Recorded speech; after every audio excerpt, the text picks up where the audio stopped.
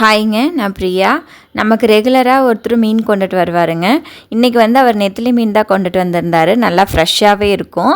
Kilo 150 ரூபாய்ன்னு சொன்னாருங்க. அதனால் நம்மளும் 1 கிலோ வாங்கிட்டு க்ளீன் பண்ணி மதியானம் லஞ்சுக்கு அதை பொரிச்சிட்டேங்க. கூட இன்றைக்கி வெஜிடபிள் பிரியாணி மாதிரி தான் செஞ்சுருந்தேன். அதனால் அது கூட பொரித்து சாப்பிட ஆரம்பிச்சிட்டோங்க. முட்டையும் ஆம்லேட் போட்டிருந்தேன். லக்ஷிதாக்கு மட்டும் ப்ளைன் முட்டை போட்டிருந்தேன். நான், ஹஸ்பண்ட், பாப்பா எல்லோரும் உட்காந்து சாப்பிட ஆரம்பிச்சிட்டோம்.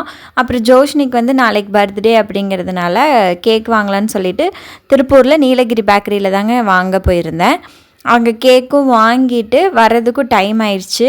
அதனால் கடையிலேருந்து புரோட்டாவே வாங்கிட்டு வந்துடலான்னு சொல்லிட்டு கடையில் புரோட்டா வாங்கிட்டோங்க. புரோட்டாக்கு சால்னா கொடுத்துருந்தாங்க. கூட தேங்காய் சட்னி, புளி சட்னி, 2 சட்னியுமே கொடுத்துருந்ததுனால நமக்கு பத்தலைனாலும் தோசை ஊற்றிக்கலாம் அப்படின்னு சொல்லிட்டு நான் புரோட்டா வாங்கிட்டு வந்துட்டேங்க. புரோட்டா வாங்கிட்டு வந்தோடனே லக்ஷிதாக்கு இந்நேரத்துக்கு புரோட்டா கொடுக்க வேண்டாம்னு சொல்லிட்டு ஒரு தோசை மட்டும் ஊற்றி கொடுத்துட்டேங்க. அந்த தோசை ஊற்றுறதுக்குள்ளேயே மதியானம் அவள் தூங்காததுனால இப்போ அவளுக்கு தூக்கம் வந்துருச்சுங்க. தூங்குற மாதிரி ஆக்ட் பண்ணிகிட்டு இருந்தா. அப்புறம் அவளுக்கு கொண்டு போய் கொடுத்து சமாதானப்படுத்தி எடுத்து ஊட்டி விட்டேங்க. லட்சு பேபி வாடி, தோசை மொறு நீ இலையில சாப்பிட்றீச்செல்லாம். மிட்டாய் செல்லாம் வாடி. பெங்களூர்லேருந்து மாமனாரும் மாமியார், என் ஹஸ்பண்டோட அண்ணா 3 பேரும் ஜோஷ்னியோட பர்த்டேக்காக வந்திருக்காங்கங்க. ட்ரெயின் இன்றைக்கி ரொம்ப லேட்டாக தாங்க வந்தது.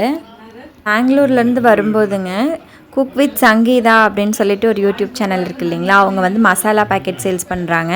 பெங்களூரில் இருக்கிறதுனால இவங்க டேரெக்டாகவே போய் அவங்கக்கிட்ட எனக்கு கொஞ்சம் மசாலா பேக்கெட்ஸ்லாம் வாங்கிட்டு வந்திருந்தாங்கங்க. சரிங்க, இந்த வீடியோ உங்களுக்கு பிடிச்சிருக்குன்னு நினைக்கிறேங்க. நெக்ஸ்ட் வீடியோவில் பார்க்கலாங்க.